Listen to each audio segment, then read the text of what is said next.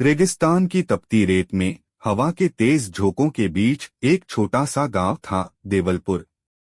वहां रहता था 14 वर्ष का एक लड़का आरिफ, जिसका जीवन भी उस रेत की तरह सूखा था, पर सपनों की लहर उसके भीतर समुद्र की तरह उठती थी।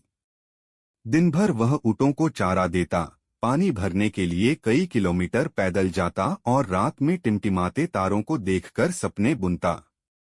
उसका दिल कहता, मैं कुछ बड़ा कर सकता हूँ, मैं इस रेगिस्तान से आगे जा सकता हूँ। लोग अक्सर उसकी हंसी उड़ाते, कहते, रेत से कोई पर्वत नहीं बनता, गरीब बच्चे उड़ नहीं सकते, पर उसका विश्वास उनसे भी बड़ा था। वह हर सुबह सूरज उगने से पहले उठता और अपने फटे जूतों में रेत भरी राह पर दौड़ता।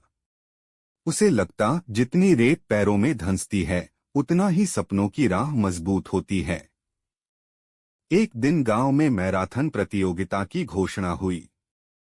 इनाम सिर्फ एक साइकिल थी, वही साइकिल जिससे वह पढ़ने शहर जा सकता था, अपनी दुनिया बदल सकता था।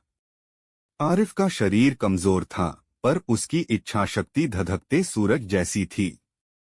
उसने कई हफ्ते बिना रुके अभ्यास किया, गर्म रेत पर नंगे पांव, जलते दोपहर में, ठंडी रातों में।